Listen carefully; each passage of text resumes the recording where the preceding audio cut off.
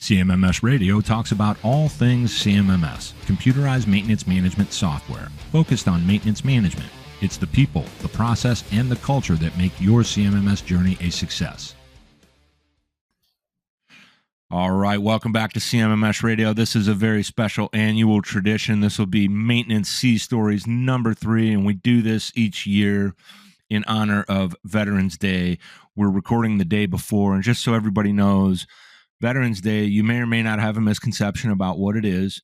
The history of the holiday, it is born of or has roots in Armistice Day, which was established to commemorate the end of World War I. That was on November 11th, 1918. In 1954, the United States Congress officially changed the name to Veterans Day to honor veterans of all wars. Now, that means veterans that are still here, veterans that we have lost, may they rest in peace. We thank all of you for your service. I am a huge fan of military people. They have the kind of discipline that I tend to respect and admire. And these are two of my favorite people on the planet, Bryan Bieschke and Howard Penrose, also known as Motor Doc. Thank you both for joining me once again. We're putting this together kind of last minute. Howard's out there on the road. He's drinking his coffee, which, make sure you check out Caffeine and Chaos podcast. That happens typically on a weekly basis, depending on what Howard's got going on, because he does actual field work to collect data instead of just using synthetic, nonsensical data. So if you want to know things about electrical motors, if you want to know about ESA, electrical signature analysis, vibration analysis, maintenance, reliability, and all that, you want to hook up with him. You want to watch what he's talking about and listen to it. Can you watch what somebody's talking about? I don't know. Bryan, you, same thing, man. Real deal pro. I only fuck with the real people, and I'm really blessed for that. So both of you guys, one day ahead of Veterans Day, thank you for your service. Thanks for being here. Let's get rocking and rolling, man. I'm gonna start this off with you, Bryan. I want to see if you can tell us any kind of terms from your days in the military and tie them directly to maintenance, something that somebody wouldn't ever have heard of. I'm putting you on the spot. No, it's fine. I mean, my favorite one, my two favorites are shitbag and skater. And I may have said these in the last 2 years, but they've stuck with me the most, right? A skater is somebody, as soon as work is divvied up, right, and everyone's got their marching orders, they always seem to disappear, right? And then they always seem to show back up when all the work is done. So the accolades are coming, yeah. Yeah, that's a skater. Shitbag is generally somebody who's just jacked up. Whether it's their uniform, whether it's their attitude, whether it's the work that they produce, they're just jacked up. And generally those are the guys that get the tune-ups all the time, right? Tune-ups are either you're going to get in their ass and tear them up, or you're going to put them on a working party, or, we talked about fan rooms as a form of tune-up as well. Uh-huh. But that translates to today, and all our maintenance and reliability friends listening, they'll know in their mind when I say the term skater now and shitbag, there's someone at their facility or multiple at their facility that they can point that finger to and know, hey, this guy's work orders are all completed by noon, and we haven't seen him, right? Or hey, this guy was supposed to go, troubleshoot this PLC or align this motor or tear this gearbox open, and it's bad. We induced defects with these because we didn't follow our procedures or we didn't try to do the right thing. So I'm sure everybody has an example of those two types of people. Quick question on that before I kick it over to Howard. Can they be saved? Can they be fixed? Can they be helped? Sometimes, yeah. Right. Depends on the degree of corrective shitbaggery. Yeah, shitbaggery, and depends on how good their skates are, right? I mean, there have been guys that I knew in the service. Well, of course, so I was a part of AIMD, Aviation Intermediate Maintenance Department, right? So I was in IM4, which is Intermediate Maintenance Department 4, which was GSEs or ASs, Aviation Support Equipment Technicians. The problem was, not a problem, but where I disengaged was I was a flight deck troubleshooter. So I was only one of 4 GSEs that work on or ASs that work on the flight deck. The rest are down in the shop. So I had a pretty good group of dudes. We had 1 or 2 ship bags that needed tune up, right?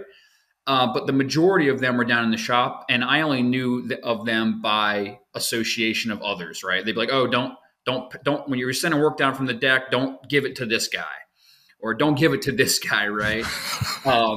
So there were some that could be saved, and a lot of times it came from your peers, peer-to-peer relationships, and peer-to-peer.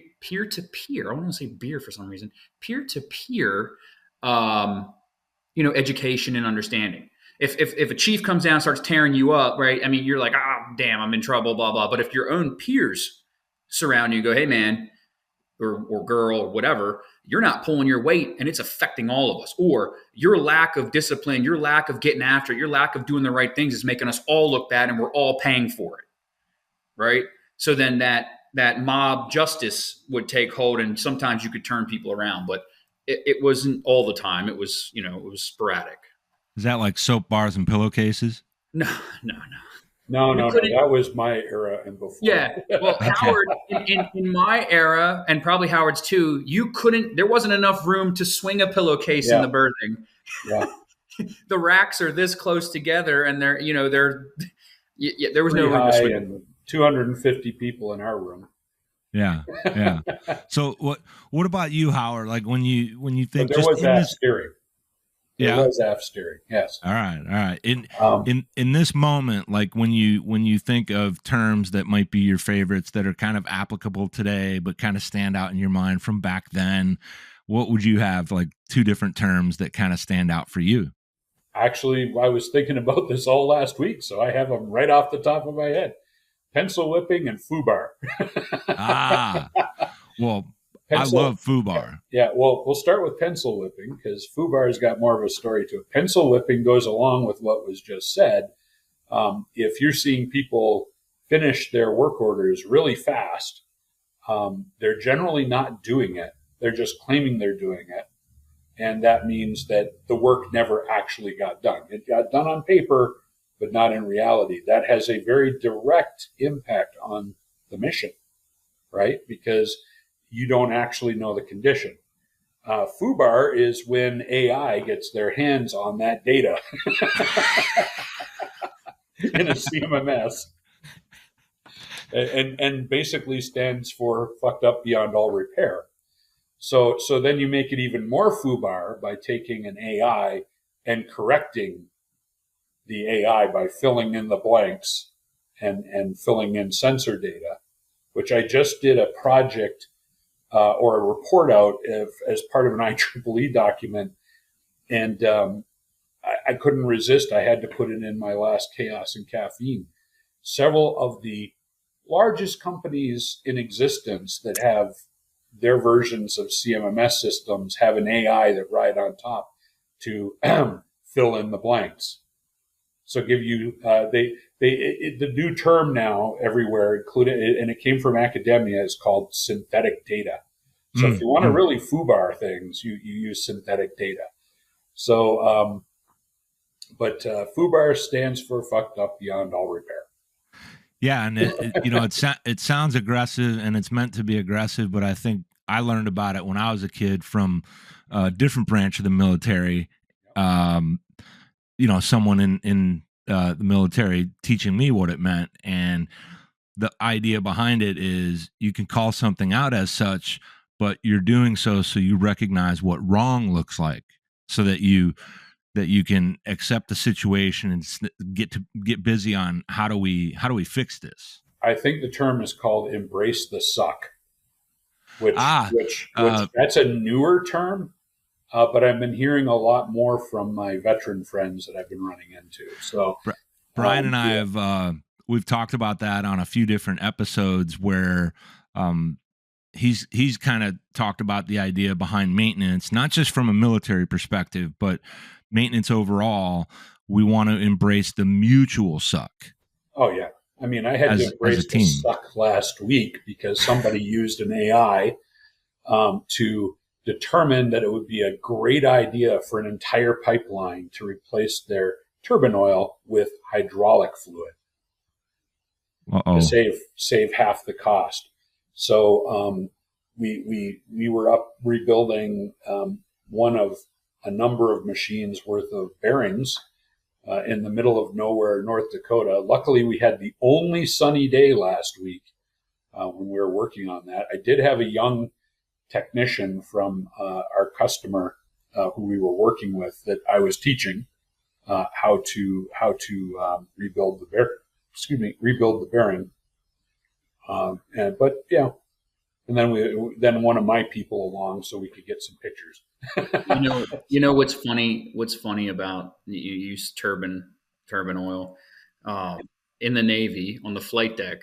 We used to troubleshoot and maintain a machine called an MSU, a mobile starting unit, and it is essentially a small turbine, gas turbine, that creates high pressure air through cogeneration to start propped aircraft. Okay, and they had a turbine oil filtration system, all that type of stuff. And turbine oil, when went down to the mezzanine and you checked out turbine oil in the 5-gallon buckets, right? It was one of the only, and I didn't really pay attention to type, make, whatever, right? But when I look back at it, that was one of the only 5-gallon pails of consumables that I touched in the Navy that literally had a hazard on it that said like avoids skin exposure or skin contact due to nerve damage or something. Like apparently turbine oil, when you saturate, the skin absorbs it, over repetitive. It goes straight in, hits the kidneys. It jacks up, like more so than conventional engine oil or whatever, right? It jacks up your nervous system in your extremities that you well, I was involved in a lawsuit with another pipeline. You expect me to talk about wind turbines today. That's what I'm here for. In another pipeline last year, in which prior to 2020, everything kind of went on hold. And there was also a transition from one company to another company with this pipeline. A set of motors was provided by a company. I'll just say it because the company did what they needed to do. They were fantastic. As soon as I saw what happened, I was able to call somebody before the battle started, right? And we were able to resolve it. So they had in their manufacturing plant over in Asia, we're talking about 4,000 and 6,000 horsepower machines, they had ordered materials from a large Asian country we talked about earlier. And they were given, let's just say the insulation on the conductors, the breathers, and all the other components within the machine were actual rubber, meaning they weren't insulating material, they were actual rubber. So I was called out to look at a vibration issue. And while we were taking a look at it, I said, well, there's all kinds of contamination. Let's take it in, take a look at it. We popped the hood off of a WP2. And the first thing I notice is all of the conductors coming into the machine have no insulation. It's all peeled off and dissolved, right? That's turbine oil. The breathers, we had oil leaking everywhere because the breathers had dissolved because they put in, what do they call that when they give you fake materials? They sold it as one thing and they gave them another, but neither here nor there. So we went back to the manufacturer because there's like 36 of these machines and not cheap because all of this stuff had to be replaced. So stators had to be replaced, breathers had to be replaced, bearings had to be replaced, millions upon millions of dollars. And so I called up the motor manufacturer because I had been working with them on evaluating machines for Cargill. And they took care of the problem right away. They said, okay, we have to work through the pump company, so we're going to give the money to the pump company. And they gave the money to the pump company. The pump company said, well, we've decided we're keeping it and that we will repair the motors as they fail. And so at that point, lawsuit occurs. And I was supposed to be here in Denver for that. And the day before I got called, because I had sent in my report, and the opposite side of the pipeline company, the pump company, their lawyers responded to our lawyers and said, why is he so pissed off? Because I said, well, my report said their triggering event is explosion and death. Well, I can tell you this, that if I was on the so they go, why is he pissed off? And our lawyers go, well, because he was standing next to the machine when it was started twice. What you had something, Bryan? No, what I was going to say is if on the flight deck, if I went into the handler or the flight deck officer and said, hey, yep, sir, we're gonna let the P-25 fire truck just blow up before we work on it, I would have got punched in the face and thrown, overboard. Well, that's what I did in my expert report. So they ended up, they did not want that going in front of a jury. So they settled like the day before. Crazy. But yeah, I mean, I'd say, yeah. But I mean, how I handle that stuff is the way I handled stuff in the Navy. I'm not blunt. I am blunt. I don't get cushy around the corners and stuff like that. I've got an issue going to happen here tomorrow. I'm going to give the person a chance to withdraw his paper. And then I'm going to do something that I don't like to do. And I will, if the paper goes on, I will address it in public. It's a peer-reviewed paper. It should not have been written by ChatGPT. It was, obviously. How it made it through peer reviewers, I don't know. But it will be dealt with. So this brings me to another Navy term. I want to see if either of you guys know what it means. I looked it up, but I knew of it. Bohica. Bohica. No. Bend over. Here it comes again. I never heard that one, but I did know that whenever we were told something, don't get your hopes up, because generally it was going to change. Well, I mean, yeah, my first one was, hey, I want an ocean-going tug in the Pacific because I saw way too much of the Atlantic growing up in Newfoundland. So they put me on the world's largest ship under construction in Newport News. So, I should have asked for the opposite. If I'd asked for that, I would have ended up with what I wanted. Have either of you been assigned to someone a monkey watch? Monkey watch? No. Apparently a monkey watch is really, as an example, like if a ship were going through the Suez Canal, you've got someone all geared up and then they've got a pole so that they can prevent any monkeys from jumping over the ship. Well, there are no monkeys. Sounds cool. It's like a snipe hunt. So, each year I pull some of these random terms and I want to just kind of see what your reaction is. And some of them are a little bit inappropriate, such as Jaffo. Anybody know what a Jaffo is? Just another observer. Oh, like what? Someone standing around with their hands in their pockets? It's a term given to new recruits who are fresh in the fleet and have not cleared any training. So it's just another freaking observer. I was one of them at one point. I never heard that. How about Bravo Bozo? No.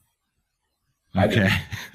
Look, so I'll just give you something, Greg. So like, I think I've told you this before. Like when I was in the Navy, I was super stern about just doing my job and like doing it really good. And I never got like hazed or really messed with at all. Maybe just a little bit when I was a blue shirt on the flight deck when you're getting trained to run the flight deck. But I mean, I generally would just tell people to go pound sand. Like I'm not doing anything. Like you're not like my superior. You're not what would they call it? Positionally put over me. Like a chief sometimes could give a second class, like, hey, AS2 Bieschke, you're in charge of this, right? And even if there might have been an AS1 or another AS2 or something like that, I have the authority given to me by chief, right? Yeah.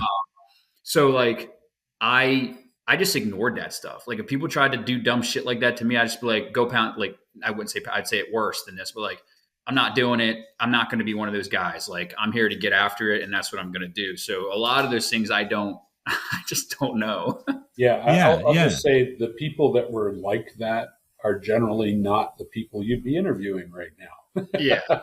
Because I was the same way. I mean, I kept getting advanced meritoriously, put in charge of things. I held off. I was enlisted, but I held officers' watches and stuff like that because I had a position of trust with everybody through the captain.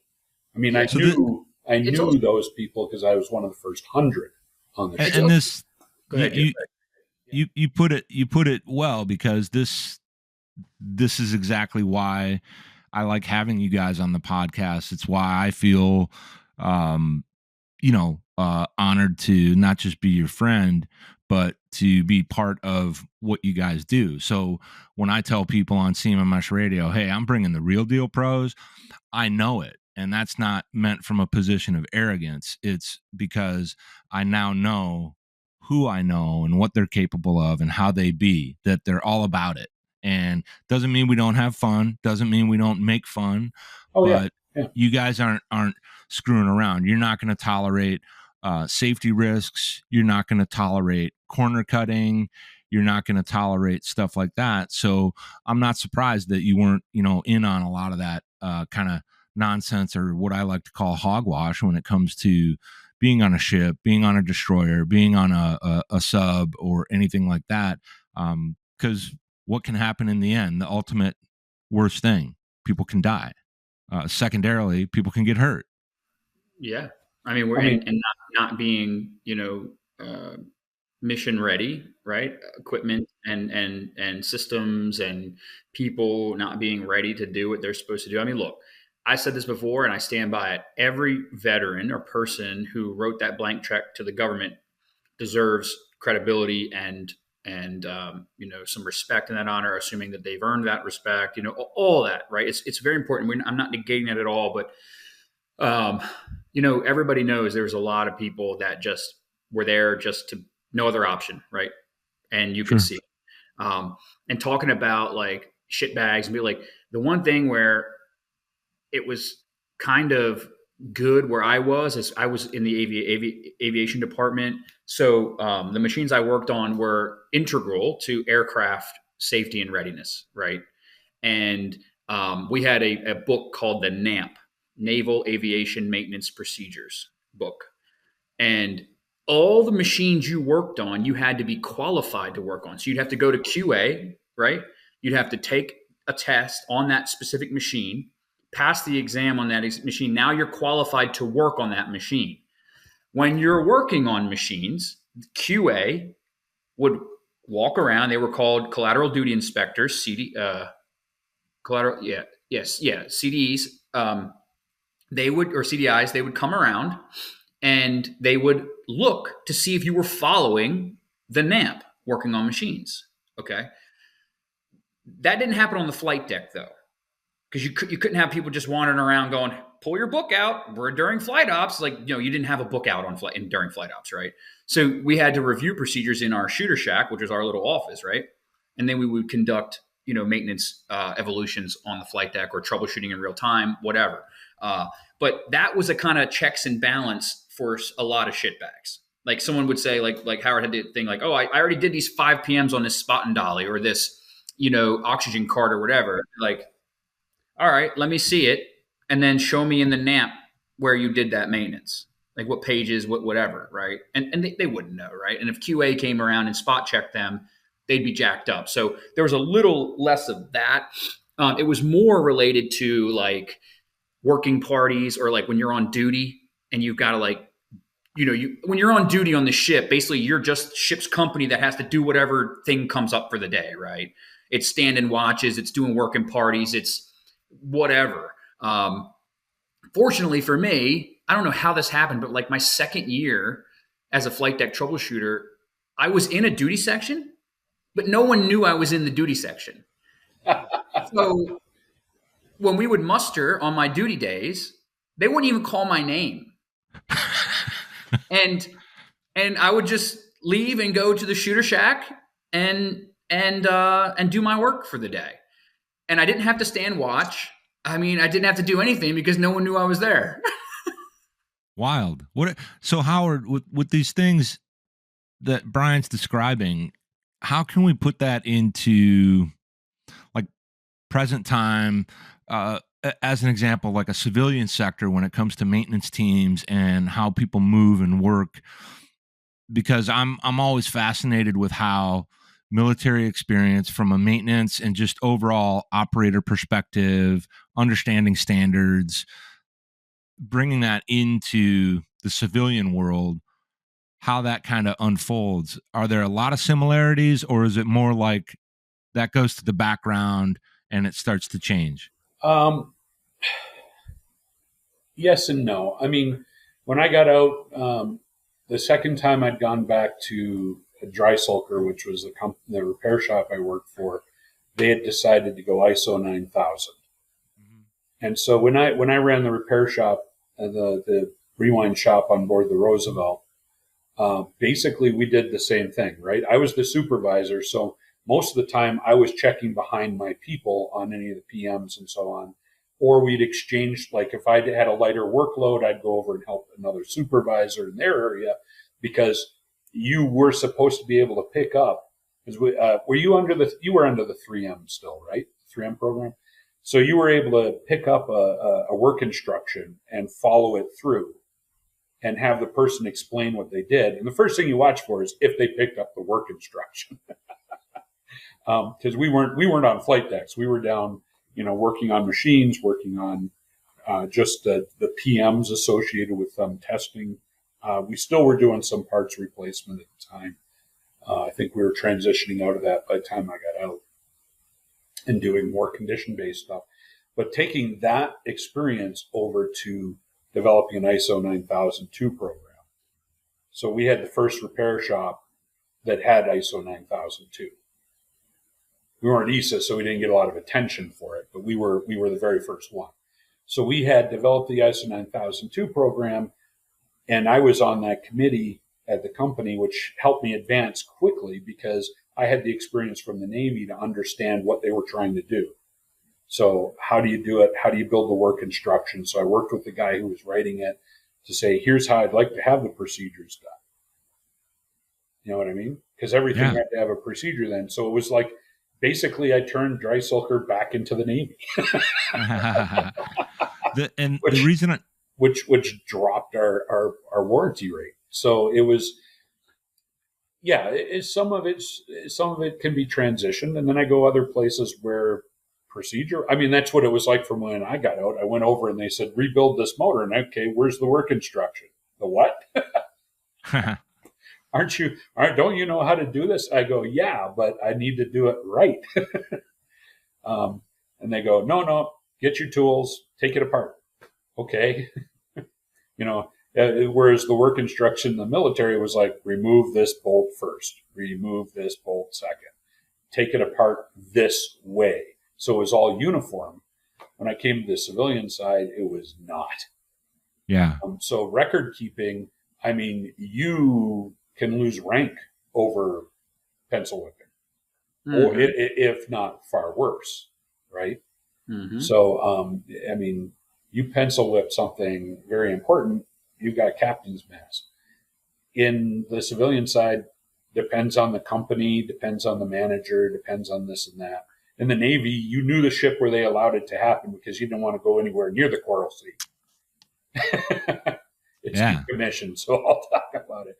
I mean, we used to have to send people over to help them fix their stuff because they didn't know how. There was you figure it out really fast. Each ship has its own personality, but carrying it over to the civilian side, you could figure out who the person was as soon as they come out. I mean, when I went to dry, they kept putting me in charge of stuff. when something serious happened at that company, I had already left. And they contacted me and asked me to come back because I knew how to run the shop. I understood how it was done and stuff like that. And I could make decisions. And I wasn't exposed to the situation that occurred. So, and I think nobody else was called back.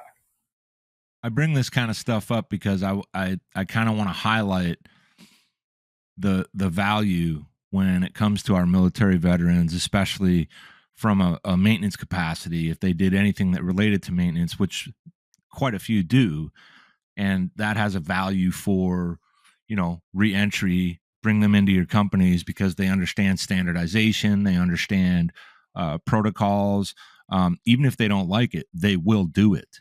And I think that's an advantage too, because we see that as kind of a problem. But I want to kick it back over to Bryan and talk about like what you've been doing lately. You're in a new role, and I want to talk a little bit about that and how your military experience helps you in that role, because what you're doing now, you deal with a lot of people and helping them kind of essentially discover, plan, strategize around developing maintenance programs for teams. Is that a good approximation of what you're doing now? Sure, with one addition, which is realizing long-term value. Yeah. So yeah, I work for Uptime Solutions, the vice president of maintenance programs. What is crazy, and I didn't even know this before I got hired, was that there's like 7 other Navy people that work there.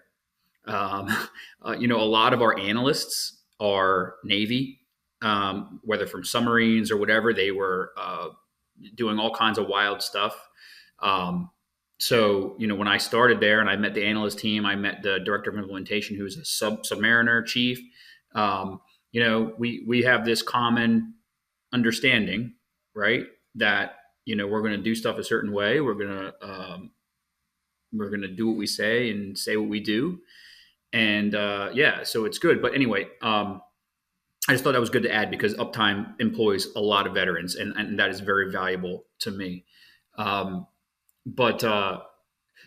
when I deal with a lot of people, right? And I have to help people understand their current maintenance and reliability situations, their assets, repair processes, their people, all that type of stuff, right? And then I have to help them correlate what they have to where they want to be and where they want to be and how it is impacting the overall bigger business, right? And how it aligns with their departmental or operational or company goals. So it takes a lot of working to walk in somebody's shoes, if you will. So like I learn a whole bunch about these companies and these people. And then I draw from my prior experiences, and sometimes I don't have experience in what they're doing. But the nice thing about maintenance and reliability is that the fundamentals don't ever change. A bearing is a bearing. A shaft is a shaft. A motor is a motor. A gear is a gear. Electricity is the same here that it is on the Navy, right? Grease and lubricants. It's all the same stuff. It's just applied in a different manner. And when you understand things like that fundamentally, your ability to translate into bigger, crazier, more wild things is easier, right? So I'll give you an example. I was talking to a potential customer on Friday. I was sitting in on a call listening, and they were talking about gearbox failures and all this type of stuff. First thing that pops in my mind is I've rebuilt tons of gearboxes. I've also solved goofy challenges with gearboxes. And just one of those challenges they had been talking about. And I said, hey, after this call, I'm going to send you an email, and I'm going to give you a list of things that I'm not saying they're right or wrong, just for you to investigate for this failure that you're seeing, to see if any of these are a potential remedy for that failure. Because I saw them remedy failures for me in the past. So like, have I rebuilt that gearbox before? No. Have I worked on that machine it's going into? No.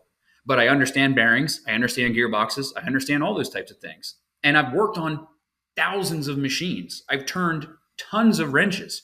So being able to have that experience and that correlation, both from the Navy and professional, life, it allows those things to be a lot more meaningful. But I think the big takeaway from a military standpoint is you recognize the human effort, the people, right? You have to have I don't know how to put it. People, I don't like saying stuff like this, but like people can look at me, the way I walk around, the way I talk, like, oh, were you in the military? I'm like, I don't even know I'm doing it.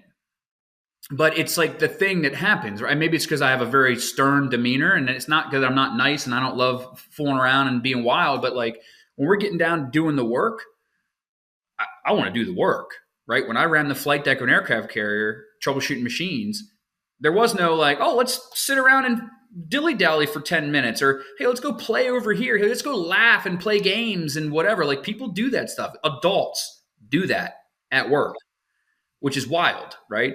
I didn't do that. So when I'm working, I'm working. Greg, you know this. On weekends, I wake up at 4:00 in the morning. I go turn wrenches the whole day, and it doesn't bother me at all. I love it. Right? I'm there to get it done, and that's what I'm going to do, and I'm going to do it as best as I possibly can. So, being a veteran, being in the military, has enabled me in 10 ways I probably can't even explain to you, that transfer into my professional life. But the big ones is the human aspect, understanding the human aspect, the experiences that you get in all different kinds of stuff, being able to deal with stuff and not having a choice. Like I can't explain to you how much not having a choice makes you so much more resilient long term.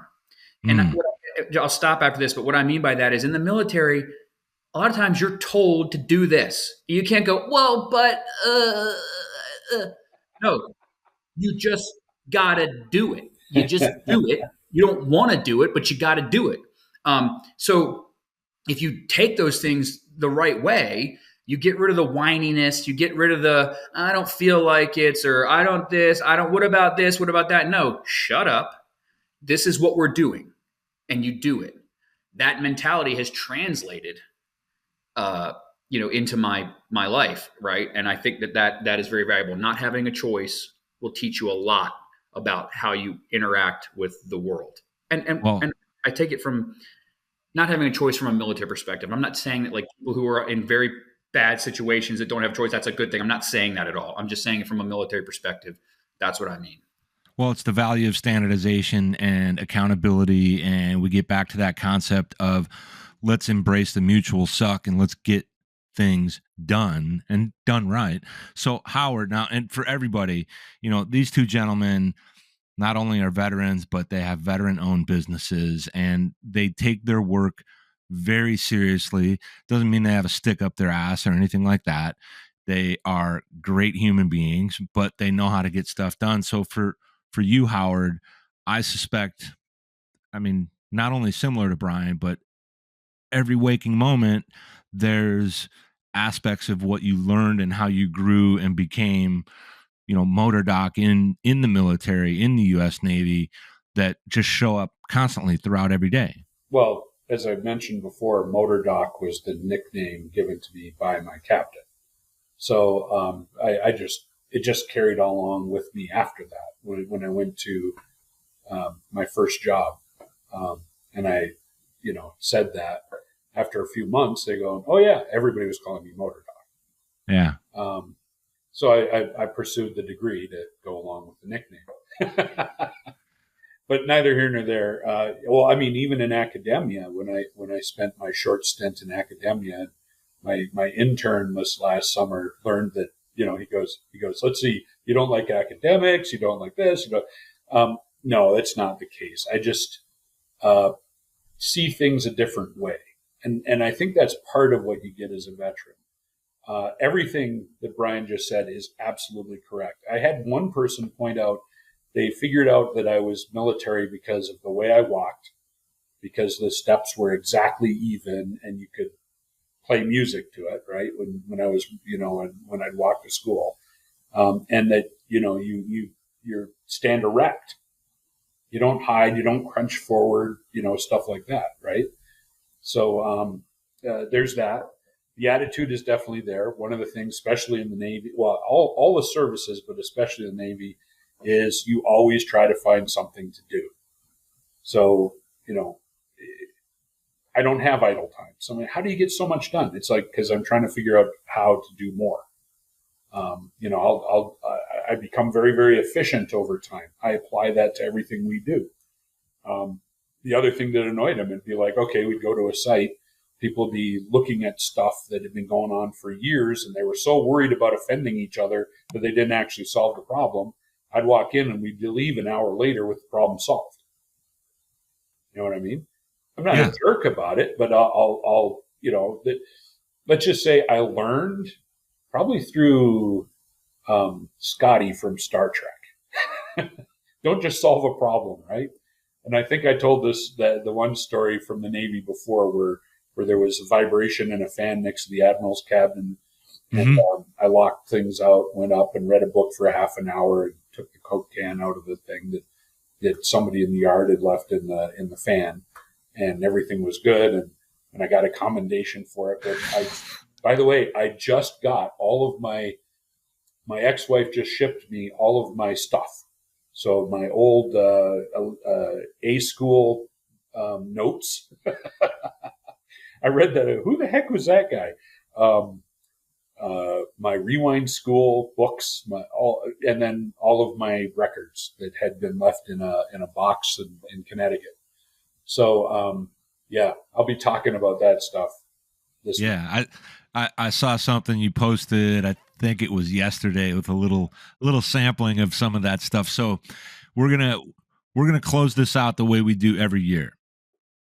And what I want to do is I'll start with you, Howard. What does Veterans Day mean to you?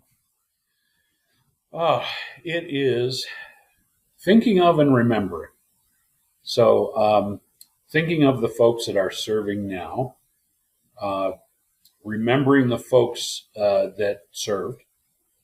It goes back a long ways. This year's the 250th anniversary for a lot of the services, right? Or is it next year? Right around now. Yeah. A lot has happened. Everything that we do has stemmed from our ability to defend the rights to do that. And the military comes first in that. That's a big part of it. The other thing is remembering the fact that those people have sacrificed, meaning that people who've served have done that, because I guarantee right now with what's going on the news and them skipping a paycheck or two, those are the folks that are literally living paycheck to paycheck.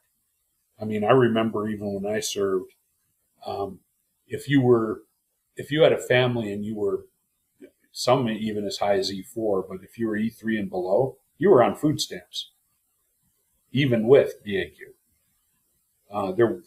You had no way around it. So thinking of that and understanding that those sacrifices exist, and you have to adjust to whatever conditions you're in. That's what it means to me.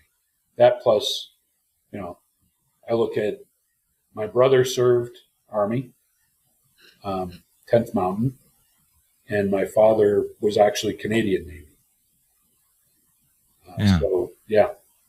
All right. Bryan, what does Veterans Day mean to you? Well, all the same, Howard described. I was literally going to say something very similar, so I'm not going to muddy it up. But I'll just add a couple things, as kind of what Howard was getting at the end there. Like, I say this all the time. I'm going to keep saying it. Veterans write a blank check. I can't stress that enough. They write a blank check, and that blank check includes everything up to and including their life. And that's not an easy thing to do. Like even people who are like, okay, I'm joining the Coast Guard and I want to be, keep it easy, whatever. Right. And not that the Coast Guard is bad, because they do a lot of great things, but they're not going to be deploying to Afghanistan. Right. They're not going to be, to my knowledge. Right. I mean, like everything comes with a price. I joined the Navy, after being laid off during the recession. I lost my job. Right. And the price I paid was not as bad as somebody who may have, like Howard said, had a family at home, or, is moved their family all over the country to do this, or they have service-connected disabilities or issues or whatever, right? But there's a risk, and there's an outcome associated with all of the branches, all of the positions, all of the things you do, whether you enlist for 4 years or you get medically retired or you do 50 years, like there's all different types of stuff, right? But as Howard was alluding to at the end there, I come from a long line of military veterans, right? I'm on my father's side, on my mom's side, all her brothers except for one were all in the Navy. My uncle was a Seabee. My other uncle was a gunner's mate in Vietnam. My father was a corpsman. Then he went in the Army and became a medical corps officer. His dad was in the Army or Navy during Korea. My mom's father was in the Navy in like the 30s and 40s during World War II. Just my great-great-grandfather was in the Italian Navy over in Italy. So just an immense amount of tradition there. And I'll be honest with you, I never expected to go in the Navy when I was a kid. My father was in the Army when I was born. He wasn't in the Navy. And I thought I was going to be an Army Ranger, getting after it. But the Navy's where I ended up. Anyway, all that to say, just know that being a veteran doesn't make you some miracle to gift to everybody on earth, right? But in a sense, it kind of does, because of some of the things that veterans have to do, and that current service members have to do on behalf of the country, even when some of those people don't even like what that government stands for. At the end of the day, or that military stands for, that military is ensuring a lot of things for those people. So just incredible heritage, incredible bravery, sacrifice, and that's very meaningful to me. Sorry, that was a long-winded way to go about that, but no, it's that was dead on. Yeah, and for me personally, not having served in the military, some family that has I couldn't even tell you how many friends and even acquaintances in different branches of the military that I know, that I get to hear stories from, that I can recognize based on the way they walk, the way they talk, the way they engage, the way they don't engage when stupid shit is happening. And I personally appreciate all of it, because I get to do what I do, in my view, because of the military, because of veterans that served and sacrificed and all those things. And I think every day you should thank a veteran if you get that opportunity, but specifically on Veterans Day, keep an eye out, because typically they'll wear something that symbolizes that they're a veteran. Buy them a cup of coffee, tell them thank you, and keep it simple and just give some acknowledgement. I want to thank both of you, Bryan Bieschke and Howard Penrose, for being here with me for installment number 3 of Maintenance Sea Stories. There it is, the guns. Gentlemen, thank you for your service, and thanks for being here with me on CMMS Radio. Thank you. Thank you. Did you find this episode helpful? Please send us some feedback, suggest a topic, or ask a question.